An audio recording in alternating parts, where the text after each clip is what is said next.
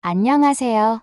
인생을 바꾸는 관점입니다. 오늘은 큰 검사를 받기 위해 아들이 있는 서울에 갔는데 택시비랑 숙소비를 주고 며느리에게 내쫓김을 당하셨던 정명자님의 사연입니다. 워낙 털털한 성격이셔서 괜찮았다고 하시지만 효자인 아들은 그렇지 않았다고 하는데요. 과연 정명자님에겐 어떤 사연이 있었고 아들은 어머니를 쫓아낸 아내를 어떻게 했을지 지금 바로 들어보시죠. 정말로 인생을 돌아보니 여태껏 제게 주어진 시간이 이렇게 길었나 싶습니다. 저는 올해로 78살이 된 정명자라고 합니다. 여태껏 누구에게도 제 이야기를 쉽게 털어놓은 적이 없었는데 오늘은 큰 용기를 내어 저의 이야기를 해보려 합니다. 이렇게라도 털어놓지 않으면 커다란 응어리가 뭉치고 뭉쳐 저를 꽉 눌러버릴 것 같거든요. 그럼 지금부터 이야기를 시작해 보도록 하겠습니다.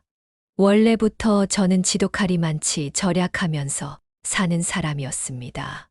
어려서부터 욕심을 줄이고 다른 사람들에게 베풀며 사는 습관을 익혔거든요. 결혼 후에도 그 습관은 변하지 않았습니다.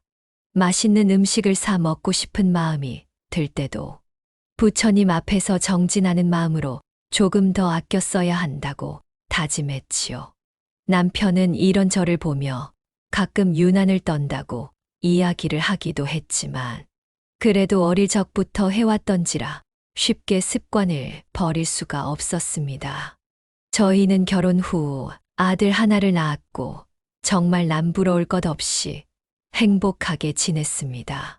하지만 불행히도 남편이 갑작스러운 사고로 세상을 떠난 뒤 저 혼자 어린 아들을 키워야 했습니다. 믿고 의지하던 사람이 사라진 충격이 컸지만 시간이 흐르자 오히려 정신이 번쩍 들었습니다. 무조건 아이를 굶기지 않고 건강하고 행복하게 잘 키워야겠다는 일념 하나로 다시 일어섰어요. 마냥 슬퍼하고만 있기에는 책임져야 할 가족이 있었으니까요. 그렇게 시작한 것이 바로 이 구멍가게예요. 동네 어귀에 자그맣게 가게를 차리고 생필품 몇 가지를 놓은 채 무작정 팔기 시작했죠.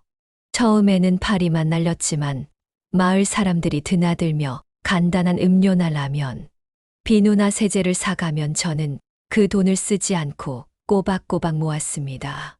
제 얼굴이나 몸을 단장하거나 맛있는 것을 먹는 데에는 단 한 푼도 쓰지 않고 오직 아들을 위해서만 투자했어요.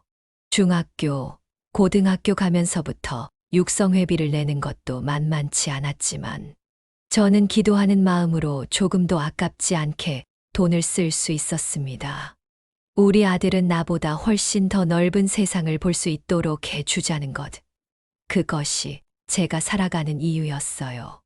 아들이 제 기대 이상으로 공부를 잘해 주었을 때 저는 가슴 깊은 곳에서 벅차오르는 감사함을 느꼈습니다. 시골 구멍가게에서 번 얼마 되지 않는 돈으로 모든 걸 다 견뎌내는 건 힘들었지만 그래도 아들을 위해서는 돈을 빌려서라도 모든 걸 다 해줄 수 있었어요. 호성이 엄마 너무 아들한테만 돈 쓰는 거 아니야? 호성이 엄마도 옷도 좀 사고 머리도 좀 볶고 해야지. 벌써 몇 년째 비슷한 옷만 입고 신발도 다 떨어져 가지고 그게 뭐야? 괜찮아요. 우리 아들이 행복해질 수만 있다면야 전 뭐든지 다 해줄 수 있어요. 그리고 떨어진 신발 신고 다니면 어때요? 걷고 뛸 수만 있으면 된 거지. 저승 갈 때 돈 싸가지고 갈 거야? 한번 사는 인생 화장품도 좀 이쁜 거 써보고 시집도 새로 가고 해야 할 거 아냐? 나는 살면서 호성이 엄마처럼 자기한테 돈 아끼는 사람 본 적이 없어. 아주 지독한 구두쇠야. 동네 사람들은 저를 보며 지독하다며 고개를 내저었지만 저는 제 삶에 불만이 하나도 없었습니다. 부처님께서도 마음이 정직하고 간절하면 길을 열어주신다고 하셨으니 그 말을 믿고 열심히 살기만 했어요. 이런 저의 바램을 전해받은 건지 아들은 말썽 한 번 피우지 않고 공부를 열심히 해서 결국 명문대에 장학금을 받고 진학했고 졸업 후 얼마 지나지 않아 큰 회사에 들어갔다가 나이가 들어서는 회사까지 세우게 되었습니다. 일개 사원에서 회사의 대표가 된 것이었죠. 저로서는 그저 묵묵히 절약하고 기도를 드리면서 아들을 위해 살았을 뿐인데 아들이 크게 성공해 준 것이 감사할 따름이었습니다. 아들은 성공을 하고 나서부터 꾸준히 저를 설득하기 시작했어요. 어머니, 이제 시골 떠나서 저랑 같이 살아요. 저 생각보다 넓은 집에 살아요. 저희 집으로 오시면 며느리가 해주는 따뜻한 밥도 드실 수 있고 손주 재롱도 매일매일 보실 수 있는데. 아니야. 그래도 사람이 살던 곳에 계속 살아야지. 시골 쥐가 도시로 올라가면 밟혀 죽기 마련이잖니. 여기 생활이 훨씬 편하다. 그런 말이 어디 있어요. 어머니, 이제 연세도 생각하셔야 하고 또 마을에 사람도 하나둘씩 줄어들어서 구멍가게 찾아오는 손님들도 많이 안 계시잖아요. 시골에서 할 수 있는 것보다 서울에서 할 수 있는 게 더 많기도 하고요. 그러니까 저랑 같이 사셔요. 네. 괜찮대도. 그리고 너 지윤 어멈 의견은 물어보고 나랑 같이 살자고 하는 거냐? 시어머니랑 한 지붕 아래서 살맞대고 살고 싶은 며느리가 세상 천지 어딨겠어. 에이, 어머니. 지윤 엄마는 달라요. 제가 어머니랑 같이 살지 않을래 하고 물어보면 단번에 좋다고 말할 거려? 물어는 받고 쓸데없는 소리 하지 말고 엄마는 여기서 사는 게 좋으니까 이제 그 말 그만 꺼내. 저는 아들이 서울살이를 하자는 제안을 해도 쉽게 수락할 수가 없었어요. 나고 자란 이곳이 제 인생의 전부이기도 하고 시골에서 오랫동안 살아오면서 생긴 정 같은 것도 무시할 수가 없었거든요. 그리고 몇 안 되는 마을 사람들이 언제 찾아와도 필요한 물건을 살 수 있게끔 하고 싶었습니다. 작은 마을에 물건을 구입할 수 있는 건 저희 구멍가게가 유일했으니까요. 사실 장사를 한다기보다는 마을 사람들과 인사를 나누며 하루를 보내는 것이 더 좋았다고 볼 수 있었습니다. 그렇게 아무렇지 않게 살아가던 어느 날, 제 몸에 문제가 생겼다는 것을 느끼게 됐어요. 이상하게 소화가 안 되고 배가 아파오는 겁니다. 밥을 먹을 때마다 이런 현상이 나타나더라고요. 처음에는 단순히 밥 먹은 게 얹힌 줄 알고 소화제만 먹고 넘어갔는데 갈수록 그 통증이 심해지는 겁니다.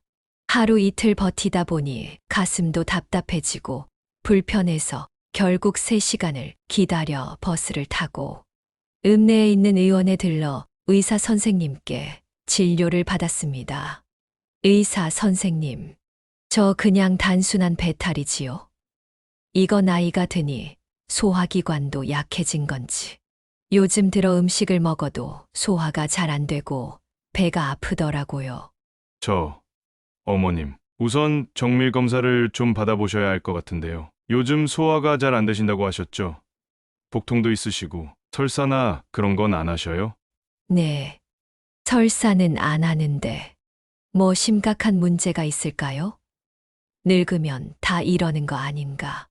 우선 검사를 좀 해볼게요. 저희 쪽에 CT랑 엑스레이는 준비되어 있으니까 옷만 갈아입고 나오세요. 검사를 해보자는 말에 큰 병이 아닐까 덜컥 겁이 났습니다. 하지만 최대한 마음을 다잡은 후 저는 의사 선생님이 시키는 대로 옷을 갈아입고 검사를 진행했어요. 그리고 검사 결과를 확인한 의사 선생님은 어두운 표정으로 제게 큰 병원으로 가라고 말씀해 주셨습니다. 소견서를 써줄 테니 서울에 있는 대학병원으로 가보라고 말이죠. 그 말에 심장이 뚝 떨어지는 것 같은 느낌을 받았습니다. 제 몸에 뭔가 문제가 생겨도 단단히 생겼다는 걸 알게 됐거든요. 무슨 병인지는 듣지 않아도 대충 알 수 있을 것 같았습니다. 진료가 끝나고 천천히 병원을 나서는 길에 아들에게 이 사실을 어떻게 알려야 할지 고민이 됐습니다. 남편이 세상을 떠난 후부터 시작해서 여지껏 나이를 먹는 동안 아들은 제가 조금만 아파도 과하게 신경을 쓰곤 했었거든요. 그런데 문제가 생겨서 큰 병원으로 가야 한다고 이야기를 하면 분명히 호들갑을 떨면서 과한 반응을 할 것이 눈에 뻔히 보였습니다. 일도 제대로 하지 못하면 어떡하지 하는 걱정이 되기도 했지만 그래도 전달을 해야 할 건 해야 한다고 생각했기에 조심스럽게 아들에게 전화를 걸어 오늘 있었던 일에 대한 이야기를 전했습니다. 어머니, 그러니까 진작에 제가 서울로 올라오라고 말씀드렸잖아요. 서울에 올라오셔서 사셨으면 이렇게 고생하실 일도 편찮으실 일도 없었을 텐데 정말 저 속상하게 하실 거예요? 아니, 나는 정말 단순히 소화불량인 줄만 알았지. 뭐 큰 문제가 생긴 줄 알았겠니? 내가 참다 병원에 갔는데 그렇게 말을 하시더라고. 어머니, 안 되겠어요. 제가 내일 당장 모시러 갈게요. 짐 싸놓고 기다리고 계세요. 아니야. 너 일도 해야 할 텐데 바쁜 사람 붙잡고 그러고 싶지 않다. 차라리 기차를 타고 올라가마. 요즘 기차 잘 되어 있잖아. 그럼 제가 기차표 끊어드릴 테니까 내일 그거 타고 올라오세요. 기차역에 마중 나와 있을게요, 어머니. 그래도 생각했던 것보다 크게 화를 내거나 걱정을 하지는 않아서 다행이라 생각했습니다. 그리고 정말 얼마 지나지 않아서 아들은 KTX 기차표를 끊어줬어요. 제가 서울에 가는 건 정말 오랜만의 일입니다. 아들의 결혼식을 서울에서 했었거든요. 그때 이후로 한 번도 서울에 갈 일이 없었는데 이렇게 가다니 기분이 조금 그렇긴 했지만 그래도 오랜만에 아들과 손주, 며느리를 볼 생각에 조금은 설레기도 했습니다. 심지어 아들은 자신의 친구가 대학병원 의사라며 검사 날짜까지 미리 잡아두고 저더러 며칠 집에서 머무르라고 하더라고요. 평소 같았으면 거절을 했겠지만 이번에는 몸이 아파서 가는 거니까 못 이기는 척 그렇게 하기로 했습니다. 문제는 기차를 타고 내려가는 날 아침에 일어났어요.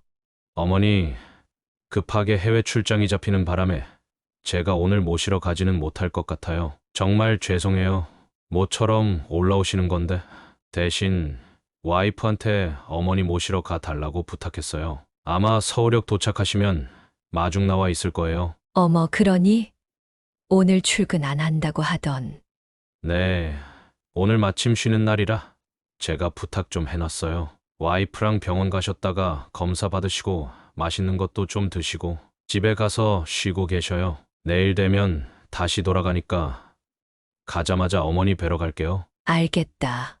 조심해서 다녀오고. 어쨌든 저는 예정대로 집 문을 잠가두고 읍내버스를 타고 KTX 역으로 이동했습니다.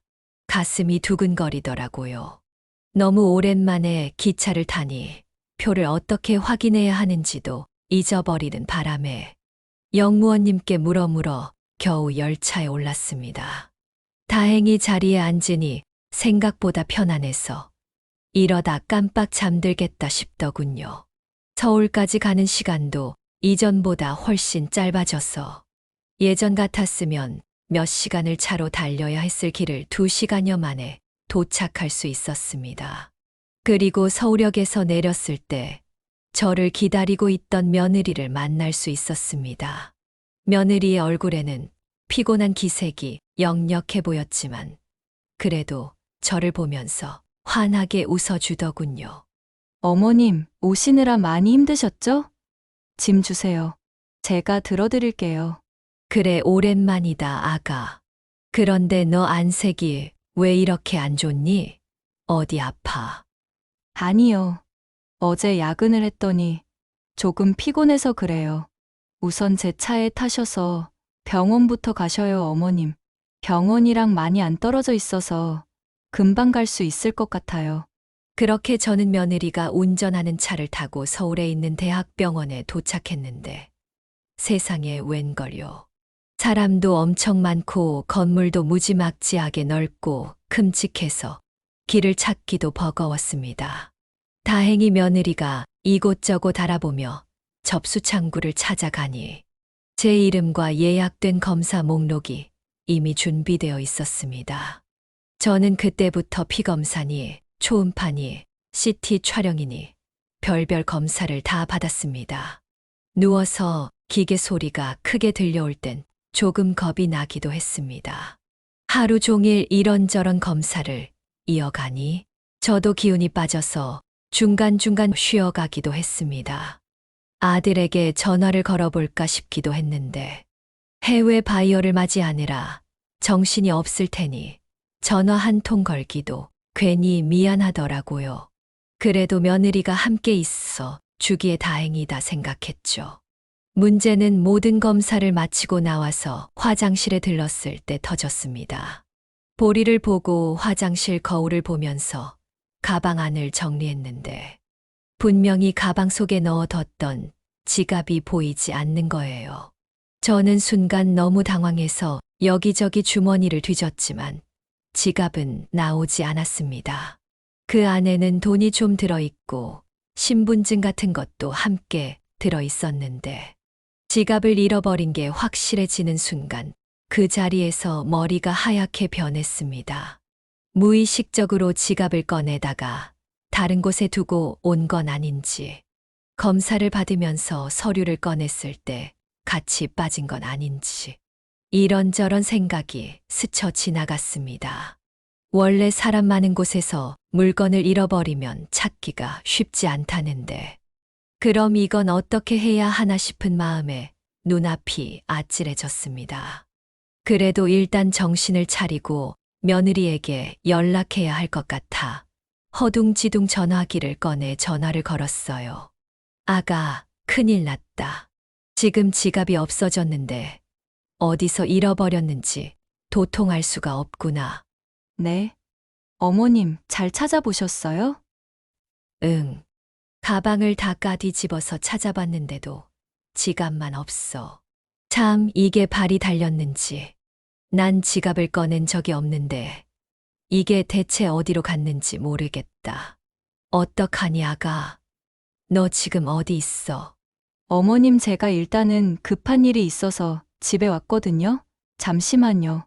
제가 나중에 다시 연락드릴게요.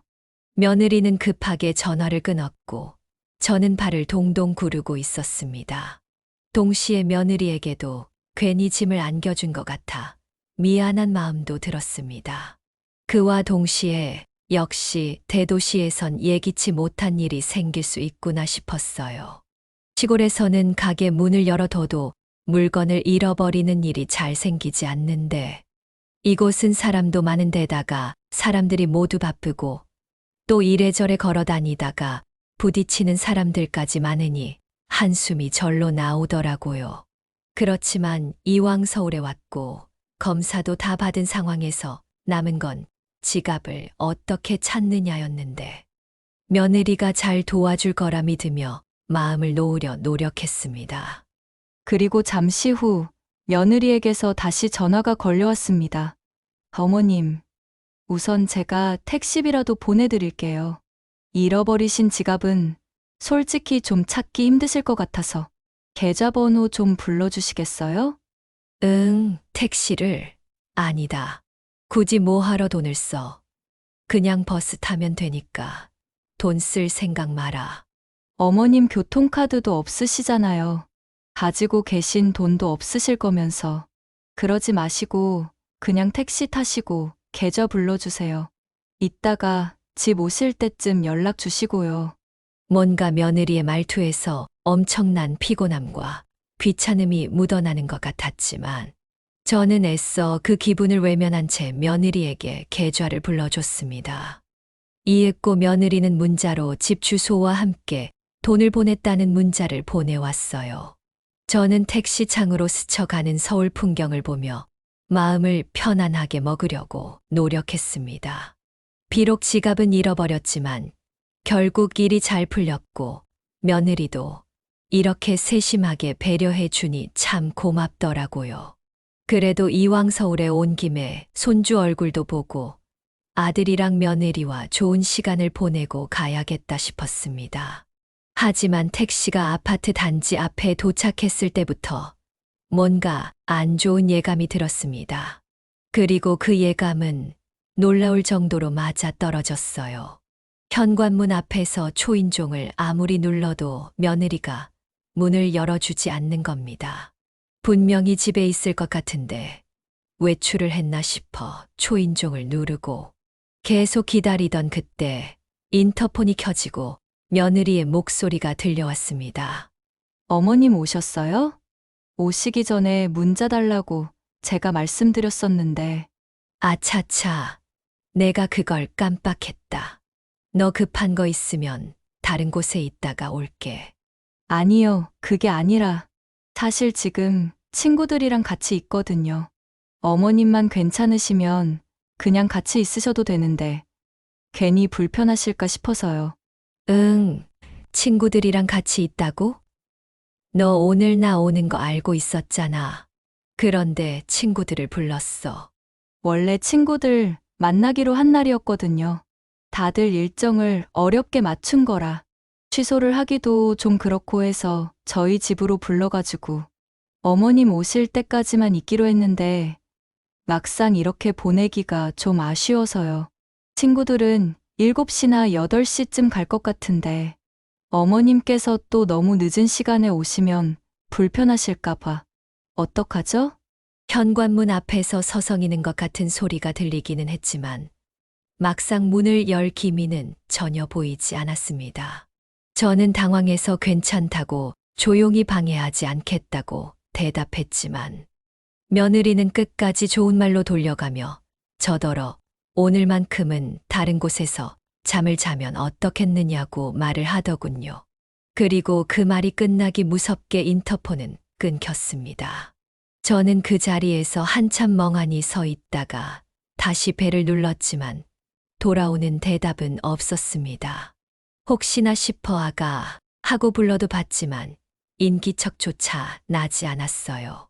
그렇다고 계속해서 문을 두드릴 수도 없고 곤란한 마음에 발만 동동 구르고 있었죠. 그리고 얼마 지나지 않아 아파트 경비원으로 보이시는 분이 올라와서 저를 보더니 이렇게 말씀을 하시는 겁니다. 혹시 이 집 손님이신가요? 여기 이 집에서 저한테 돈 봉투를 맡겨 두셨어요. 어머니께 전해달라고 하시던데 혹시나 싶어서요. 네, 저한테요. 저는 그 말을 듣고 순간 눈앞이 아찔해지는 것을 느꼈습니다.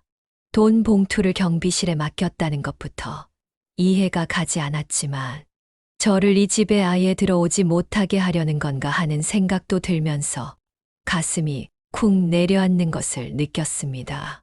저는 황망한 마음에 아무 대꾸도 못하고 봉투를 받았습니다. 안을 열어보니 약간의 현금이 들어있더군요. 아마도 택시비나 숙박비 정도의 금액인 것 같았습니다. 저는 머리가 하얘지는 것을 느꼈습니다. 차라리 대놓고 당장 내려가라고 말이나 해주던지 아니면 처음부터 병원으로 데려다 주지를 말던지 이게 대체 뭐 하는 짓인가 싶었습니다. 수십 년 동안 가게를 운영하면서도 한 번도 느끼지 못했던 모멸감, 억울함, 서러움 같은 게 가슴에 치밀어 올라오기 시작했습니다.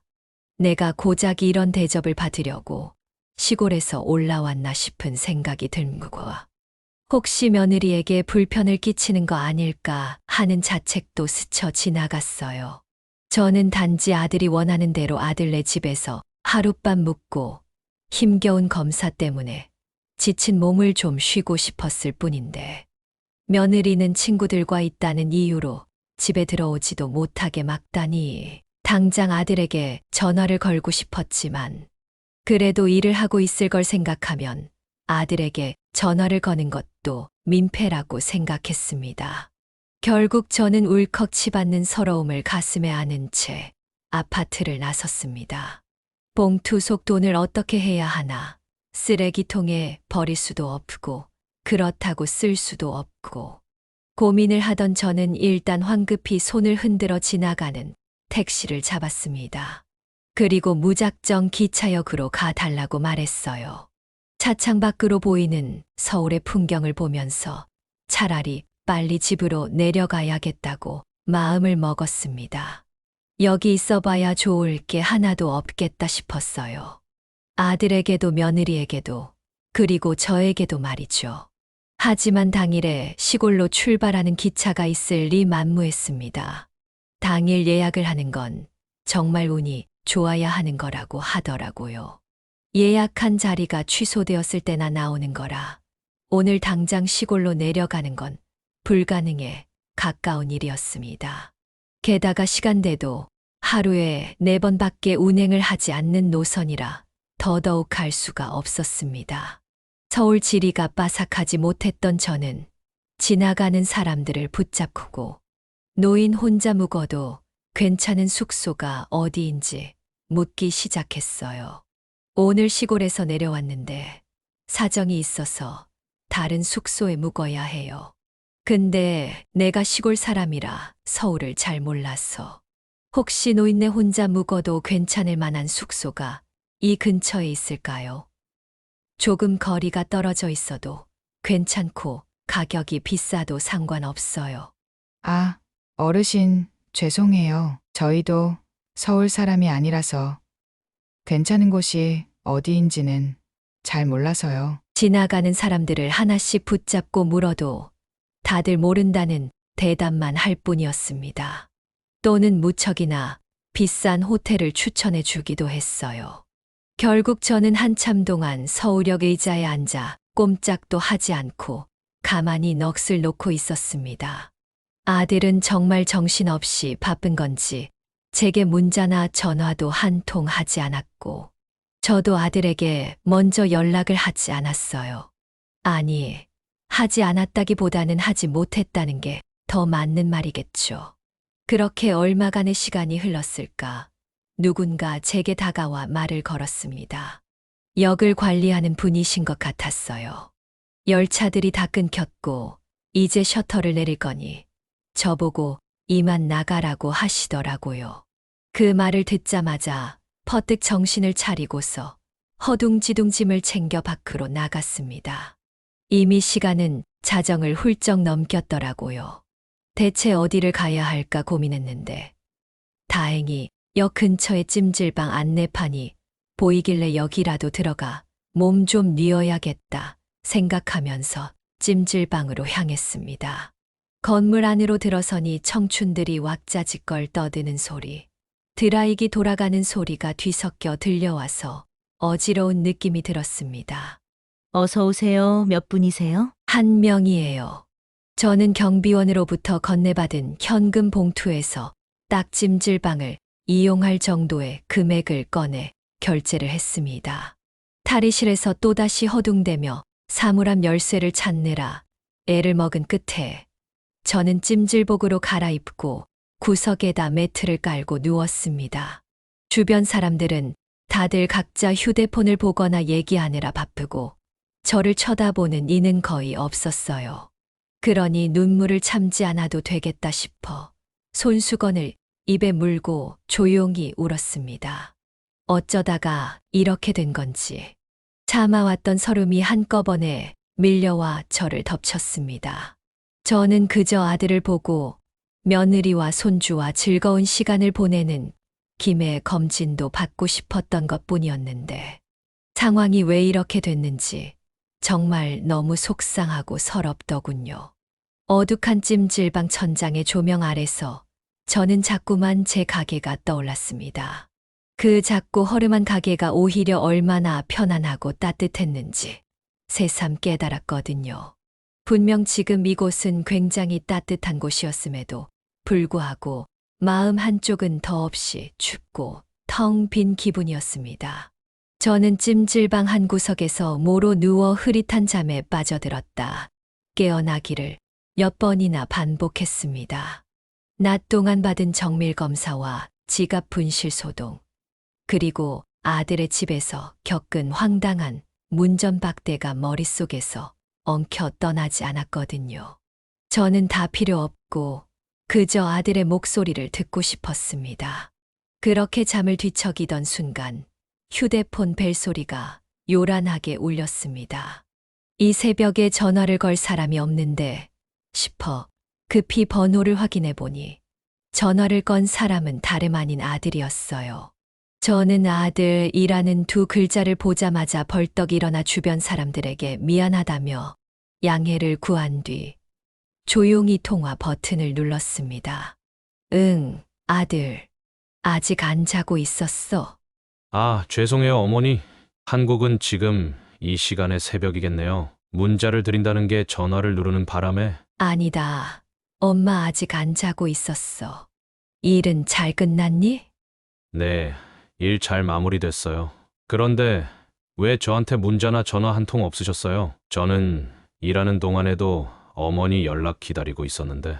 너 일하고 있을까봐 괜히 방해될 것 같아서 안 했지. 엄마 지금 찜질방에 있어. 네. 아니, 왜 찜질방에 계세요?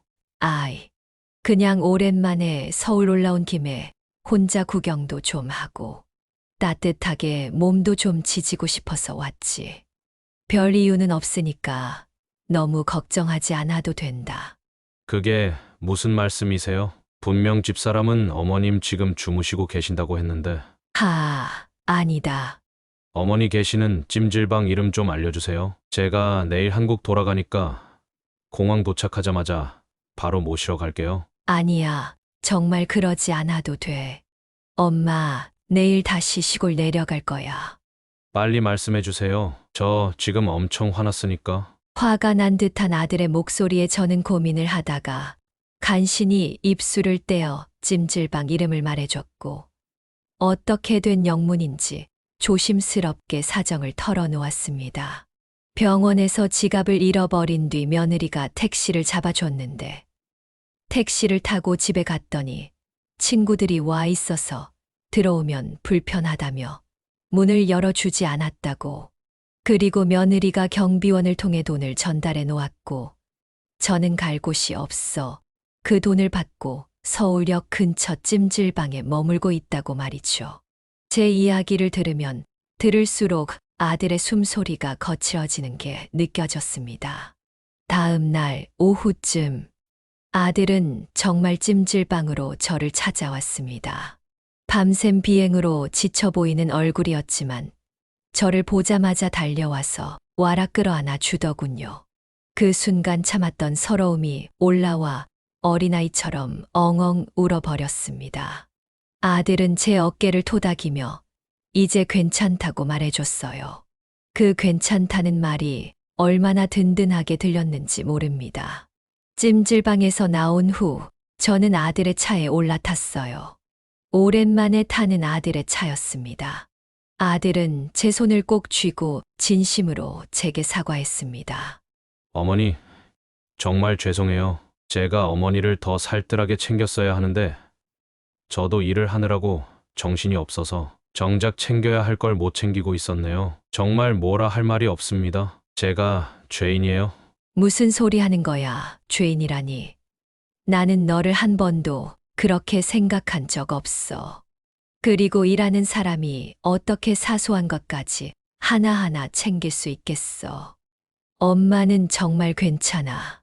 한국 와서 제일 먼저 이 엄마한테 달려와 준 것만으로도 나는 너무 고맙고 감사해. 그리고 엄마가 부탁이 하나 있는데 들어줄 수 있겠니? 네, 뭐든 말씀만 하세요. 집에 들어가더라도 지윤 어멈한테 너무 뭐라고 하지 말아라. 엄마는 너희 싸우는 거 보고 싶지 않으니까. 그건 제가 알아서 할게요. 이거 그냥 넘어갈 수만은 없는 문제라는 거 어머니도 잘 알고 계시잖아요. 그 부탁만큼은 들어드리기 힘들 것 같아요, 어머니. 죄송합니다. 아들은 화가 나도 단단히 난 것 같았습니다. 그리고 차를 몰고 집으로 가는 동안에도 말을 한마디도 하지 않았어요. 그렇게 20분 정도를 달려 아파트 단지에 들어섰고 아들은 잔뜩 굳은 표정으로 엘리베이터를 타고 올라갔습니다. 저는 처음 보는 아들의 모습에 살짝 겁이 나 다시 한번 아들을 침착하게 달랬어요. 아들은 아무 대답도 하지 않은 채 무거운 발걸음을 옮겼습니다. 저도 그 뒤를 따라 복도로 들어섰죠. 그리고 도착한 현관문 앞에서 아들은 도어락 비밀번호를 거칠게 누르며 문을 열어 젖혔습니다. 대낮이었음에도 거실 불은 환하게 켜져 있었고 며느리는 소파에 다리를 꼬고 앉아 휴대폰을 보다가 놀란 얼굴로 이쪽을 쳐다봤습니다. 아들은 집 안으로 들어서자마자 큰 소리로 소리를 질렀어요. 당신 도대체 뭐 하는 사람이야? 나 없다고 집에 친구들을 부르는 것도 모자라서. 시골에서 기차 타고 오신 어머니를 내쫓아. 그것도 친구들 때문에? 여보 언제 왔어? 왔으면 왔다고 연락이라도 좀 해주지. 당신이 어제 밤에 분명히 나한테 뭐라고 했어. 어머니 집에 오셨고 지금 주무시고 계신다고 했지. 왜 거짓말했어? 어머니가 자주 오시는 것도 아니고 어쩌다 한번 올라오시는 건데 우리 어머니보다 그깟 친구들이 더 중요했던 거야? 며느리는 한껏 당황한 기색이 역력했지만 이내 표정을 바꾸며 저를 본 척도 안 하고 아들에게 변명을 늘어놓기 시작했습니다. 그 모습을 보니 제 마음 한쪽이 또 다시 무너져 내리는 것 같았어요. 그래서 한마디도 얹지 못하고 그저 아들과 며느리의 대화를 지켜볼 수밖에 없었죠. 미안하다는 말보다 본인이 한 행동을 변호하기 바쁜 며느리가 참 한심해 보였습니다. 그리고 소란스러운 분위기에 자다 깬 손주가 방문을 열고 나오는 걸 본 저는 조심스럽게 손주에게 다가가 손주의 귀를 막았어요. 안 좋은 말은 듣게 하고 싶지 않았거든요. 당신 좀 침착하게 내 얘기 좀 들어봐.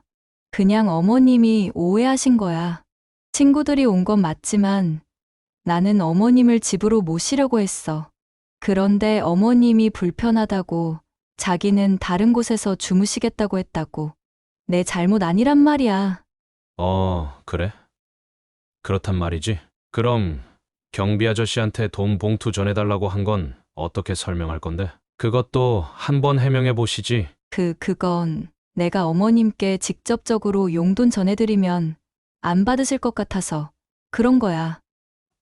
그래, 100번, 아니 1000번 양보해서 당신 생각이 그랬다 치자. 그런 거 같았으면 차라리 좋은 숙소라도 좀 잡아드렸어야 하는 거 아니냐? 어머니 어디 계셨는 줄 알아? 서울역 옆에 있는 찜질방에 계시더라. 나 보자마자 어린애처럼 엉엉 우셨어. 어머니 마음이 어떠셨겠어? 생각이나 해봤어, 당신. 며느리는 계속해서 소리를 지르는 아들을 바라보며 인상을 찌푸렸고 아들은 손주의 귀를 막고 있는 저를 잠시 돌아보고는 한숨을 쉬곤 거실 중앙에 걸어둔 커다란 액자를 짚어 보였습니다. 거기엔 아들, 저, 손주, 그리고 며느리와 함께 찍은 가족 사진이 걸려 있었어요. 아들은 떨리는 목소리로 말을 이어나갔습니다. 우리 어머니가 여자 혼자 몸으로 나를 어떻게 키우셨는지 알아? 손에 돈 한 푼 없으면서도 구멍가게에서 물건 팔아 내 학비 대주셨고 내가 힘들 때 옆에서 잘 할 수 있다고 힘 불어넣어 주신 분이야. 그 덕에 내가 중견기업 대표까지 될 수 있었는데 당신이 감히 어머니를 불편하실 것 같다며 돌려보내? 응? 이게 말이 된다고 생각해? 아니, 알지. 그런데 상황이 어쩔 수 없었다니까. 당신은 왜 자꾸 감정적으로만 말하는지 모르겠어. 내가 지금 미안하다고 하잖아. 그게 미안한 사람의 태도야? 그리고 당신 현금은 도대체 어디서 난 건데? 원래 현금 한 푼 안 가지고 다니던 사람이 현금이 도대체 어디서 났냐고. 설마 어머니 지갑 당신이 손댄 건 아니지? 아들의 말에 며느리는 눈에 띄게 당황하는 모습을 보였습니다. 그 말을 듣고 나니 뭔가 기분이 이상하더군요. 평소에 현금을 한 푼도 안 들고 다녔는데 갑자기 현금이 생겼다면 합리적으로 의심을 해볼 법했습니다. 그런데 며느리는 끝까지 그런 거 아니고 미리 돈을 찾아 놓았다며 이야기를 하더군요. 아들은 며느리의 반응을 보고 안방으로 들어가 서랍이며 화장대며 옷장이며 온갖 곳을 다 뒤지기 시작했습니다. 며느리는 그런 아들을 뜯어말렸지만 화가 잔뜩 나 있는 아들을 말릴 수 있는 방법은 어디에도 없었어요. 그리고 옷장을 한참 동안 뒤진 결과 잃어버린 줄 알았던 제 지갑을 찾을 수 있었습니다. 제 지갑을 훔쳐간 사람은 다름 아닌 며느리였던 것이었죠. 자, 당신이 직접 설명해. 어머니 지갑이 왜 여기서 나오는 건데? 그게 그러니까 아니. 어머님이 병원에서 서류를 꺼내시는데 거기서 지갑이 툭 떨어진 거야. 그래서 내가 주워서 돌려드리려고 했는데 타이밍을 놓치는 바람에 타이밍을 놓치는 바람에 이 안에 있는 돈을 당신 돈처럼 꺼내 쓰고 그랬다는 거지? 어머니한테 드린 돈도 결국에는 다 어머니 돈이었다는 거네. 맞지? 내가 정말 그러려고 그런 건 아니었어. 근데 지갑 안에 돈이 꽤 많이 들어있길래 티 안 나게 쓰면 안 걸릴 줄 알고. 그래도 나중에 가기 전에 돌려드리려고 했어. 당신 왜 이렇게 철이 없어? 내가 돈을 부족하게 주는 것도 아닌데 그냥 우리 어머니 골리려고 그런 거 아니야? 잔뜩 흥분해 있던 아들은 갑자기 표정을 싹 굳히더니 옷장 안에 있던 며느리의 짐을 모두 꺼내서 거실에 마구 던졌습니다. 옷가지며 화장품, 잡동사니가 바닥에 나뒹구는 광경을 보고 저도 며느리도 할 말을 잃었어요. 제 지갑을 훔쳐가서 모른 척한 며느리의 행동도 말 같지 않았지만 아들의 행동도 정말이지 할 말이 없었습니다. 아들은 한참 동안 씩씩거리며 물건들을 헤집어 놓더니 며느리에게 집을 나가라고 선포했어요. 며느리는 말도 안 된다는 표정을 지으며 절대 나갈 수 없다고 말했지만 아들은 본인의 의사를 꺾을 생각이 전혀 없어 보였습니다. 당신은 지금 이 순간부터 내 와이프 아니고 남이야? 그냥 타지에서 올라온 손님 그 이상도 이하도 아닌 사람이라고. 그러니까 내 집에서 짐 챙겨서 당장 나가. 지금 말 다 했어? 그게 나한테 할 소리라고 생각해? 할 소리라고 생각해. 힘없는 어머니한테 당신이 했던 짓 똑같이 되돌려 받아봐. 기분이 어떤지. 지금 이 집에서 당신은 손님이고 난 손님한테 예의 지킬 생각 없어. 당신이 어머니한테 했던 대로 똑같이 해야 공평하겠지? 저기, 이 정도면 됐다. 아무리 그래도 내 부인인데 이런 식으로 내쫓으면 어쩌려고 그래? 앞으로 평생 같이 살 사람이잖니. 이쯤에서 그만해. 어머니, 지금 마음 약해지시면 안 됩니다. 저 사람이 뭘 잘못했는지 스스로 깨닫지 못하면 언젠가 또 이런 일이 반복될 거예요. 그리고 반성을 안 한다면 결국 갈라서는 게 답일 수도 있겠죠. 한참 동안 울먹거리던 며느리는 본인의 주머니에서 휴대폰을 꺼내 들고는 누군가에게 전화를 하려는 듯 했습니다. 아들은 그 모습을 보고 웃으며 전화를 걸 테면 걸어보라며 되려 당당하게 나오기 시작했어요. 아들의 말을 들어보니 항상 부부싸움을 하고 나면 사돈어른이나 사부인에게 전화를 걸어 하소연을 하는 게 버릇이라고 하더군요. 며느리는 남편의 말에 부들부들 몸을 떨더니 이내 화장실 안으로 쏙 들어가 문을 잠궈 버렸습니다. 그리고는 한참 후 화장실에서 나오더니 흐트러진 머리로 고개를 떨군 채 가방에 자기 물건을 마구 집어넣기 시작했습니다. 아들은 그런 며느리를 차가운 시선으로 지켜보다가 이내 입을 열었어요. 내가 어머니가 서울 오신 이유 말해줬지. 병원에서 검사를 받으셨는데 서울에 있는 큰 병원으로 가서 검사 받으라고 하셨대. 그래서 오신 거라고 내가 분명히 잘 좀 챙겨달라고 부탁하고 갔잖아. 그런데 내 부탁 하나 들어주는 게 그렇게 힘들었어. 당신? 그 얘기 대체 몇 번째야? 내가 얼마나 더 당신한테 해명하고 설명해야 하는데. 어머니는 몸도 안 좋고 지갑까지 잃어버리신 상태였어. 어젯밤에 찜질방에서 지내시면서 무슨 생각을 하셨겠어? 당신은 정말 끝까지 반성은 못할 망정 잘못 없다고 버티기나 하네. 그래, 알았어. 사과드릴게. 죄송해요, 어머님. 저 때문에 많이 불쾌하고 힘드셨을 텐데 제가 정말 죽을 죄를 지었습니다. 죄송합니다. 아니, 이제 와서 사과해봤자 늦었어. 당신은 어머니가 겪은 만큼 당해봐야 정신 차려. 아니, 그래도 정신 못 차리겠지만 나갈 때 지갑 두고 나가. 어차피 당신이 쓰고 있는 신용카드 전부 다 내 명의로 되어 있는 것들이니까. 그 말을 들은 며느리는 가방을 양손에 쥔 채 망연자실한 표정으로 어찌해야 할지를 몰라 했고, 아들은 아예 현관문을 열어 며느리를 내쫓기 위해 밀어붙였습니다. 결국 며느리는 고개를 떨군 채 집 밖으로 나갔고, 아들은 문을 쾅 닫아 버렸어요. 순간 이게 맞는 건가 싶은 생각이 들었습니다. 그래서 차마 아무 말도 못하고 아들을 가만히 바라보고만 있었어요. 저 하나 때문에 이런 일이 일어난 것만 같아 가슴이 미어지는 느낌이 들었죠. 그 사건 이후로 아들은 몇 날 며칠을 며느리 없이 집을 지키다가 제 컨디션이 조금 회복되자마자 저를 다시 고향으로 데려다 주었습니다.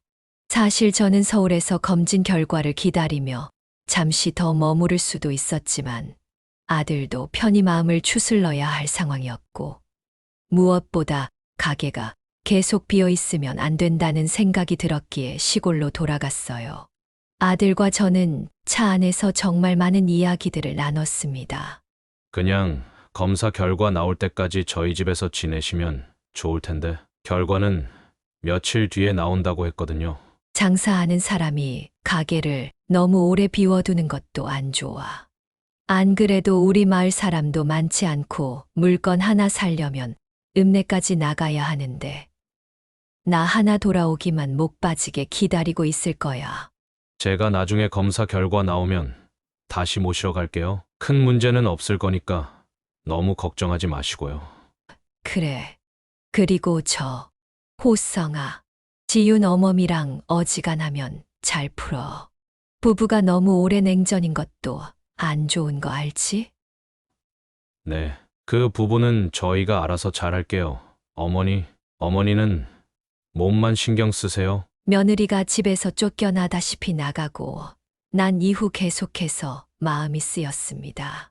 말 같자는 이유로 저를 집에 있지 못하게 한 며느리이기는 했지만 그래도 사람 맘이라는 게 그렇잖아요.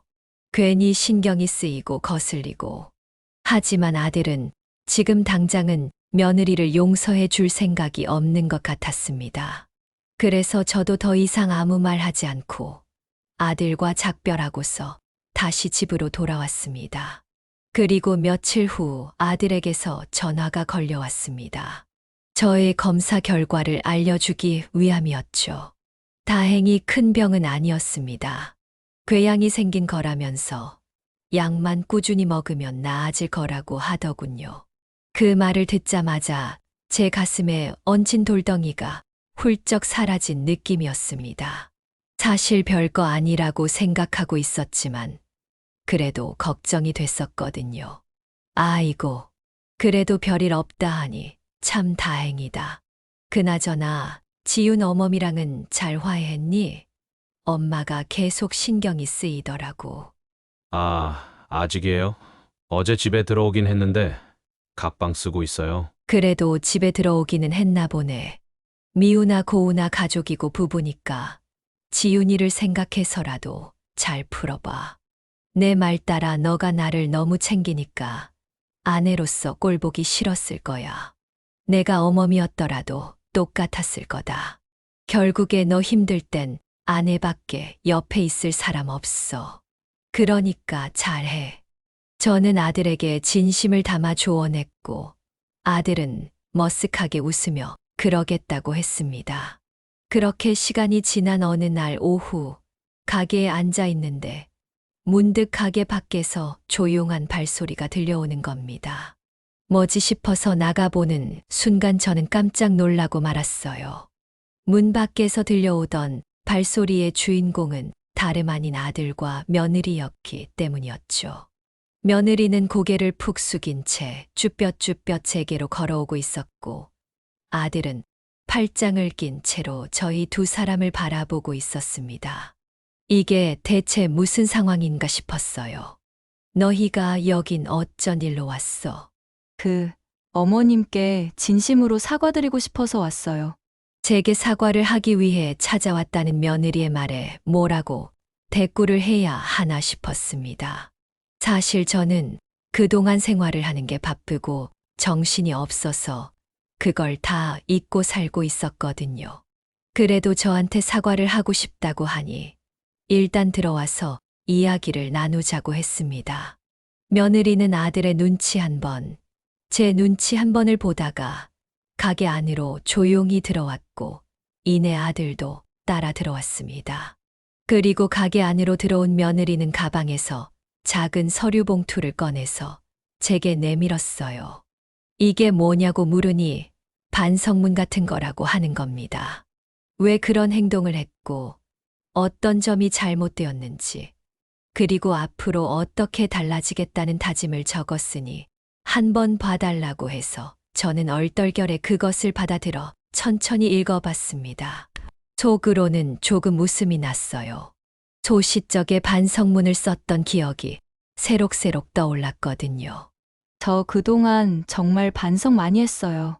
제가 어머님께 무슨 짓을 했는지도 뼈저리게 깨달았고요. 집 나왔다가 다시 들어갔을 때도 이 사람이 저한테 먼저 이야기 나누자고 해서 얘기도 많이 나눴어요. 제가 얼마나 철없고 개념 없이 행동했는지에 대해 많이 반성했어요, 어머님. 정말 진심으로 죄송합니다. 용서해 주세요. 나는 이미 너를 용서했어. 아니, 용서할 것도 없지. 내가 사는 게 바빠서 다 까먹고 있었으니까. 아가, 난 크게 바라는 거 없어. 그저 서로가 존중받으면서 지내는 거. 그게 제일 좋은 거라고 생각해. 너도 그날 사정이 있었겠지만 나를 그런 식으로 내몰아서는 안 되지 않았니? 맞아요. 제가 판단력이 흐려지고 또 술 기운에 친구들하고 있느라 잘못된 결정을 한 거예요. 남편이 말한 대로 어머니가 어떤 분인지를 제가 생각하지 못했어요. 죄송해요. 그래, 잘못한 걸 깨달았으면 다시는 안 그러면 되는 거다. 그렇게 저희 세 사람은 그날의 앙금을 완벽히 털어냈습니다. 그날 아들과 며느리는 몇 시간이고 저희 집에서 머물면서 오랜만에 밥도 같이 먹었어요. 비록 고기 반찬은 없었지만 두 사람은 아무 내색 없이 맛있게 밥을 먹어줬고 저도 오랜만에 아들 내외와 편안하게 대화를 했습니다. 이게 진짜 행복이구나 싶더라고요. 요즘 며느리는 확실히 예전과는 눈에 띄게 달라졌습니다. 며느리는 가끔씩 제게 전화를 걸어 약은 잘 챙겨 먹고 있는지, 또 밥은 잘 먹고 있는지, 저의 안부를 묻기도 하고, 제가 좋아하는 음식을 사서 주말에 찾아오겠다고 할 때도 있습니다. 저도 시간이 지나니 서운했던 감정이 풀리고, 오히려 이렇게까지 마음을 써주는 게 고맙더라고요. 가끔 정말 바쁠 때는 한 달에 한 번이지만 아무 일 없을 땐 아들과 며느리가 함께 2주에 한 번씩 저희 집에 들르기도 해요. 예전에는 시골에는 찾아올 생각도 하지 않았던 며느리가 이제는 마당에 핀 꽃도 사진으로 찍고 구멍가게를 둘러보며 이런 생활이 참 소박해 보이고 좋다고 말하는 걸 보면 마음 한편이 따뜻해지곤 합니다. 참 사람과 사람 간의 관계라는 게 묘하죠. 한때는 큰 상처를 주고받았지만 결국 서로 이해하고 용서를 하니 이렇게 달라질 수도 있다는 게 이럴 줄 알았음 진작에 마음을 더 열어줄 걸 그랬나 봅니다. 지금 이 순간에도 누군가는 가정의 파탄을 겪거나 병으로 고생할 수 있지만 저는 제게 닥친 문제를 어렵게나마 잘 해결했고 성숙하지 못했던 며느리가 한 발 앞으로 성장할 기회를 얻었다고 믿고 있습니다. 그리고 아들도 며느리도 저마다 성숙해져서 진정한 가족의 의미를 깨달았으니 참 잘된 일이 아닐 수 없지요. 앞으로 저는 최대한 건강과 행복을 위해 살아보려 합니다. 저희 아들과 며느리와도 잘 지내볼게요. 저희 사연을 끝까지 들어주셔서 진심으로 감사드립니다. 꽃 피는 봄이 찾아온 만큼 여러분의 마음에도 꽃이 활짝 피어나시기를 바랍니다. 네, 오늘 이야기는 어떠셨나요? 오늘 이야기를 듣고 어떻게 생각하시는지 어머님, 아버님의 생각을 댓글로 공유해주세요. 저는 또 다른 사연으로 찾아뵙겠습니다. 좋아요, 구독, 알람 설정을 통해 앞으로도 따뜻한 정을 나눌 수 있게 함께 해주세요. 어머님, 아버님의 삶의 지혜와 경험을 나눌 수 있는 통로가 되겠습니다. 오늘도 인생을 바꾸는 관점을 통해 사연을 들어주셔서 감사합니다.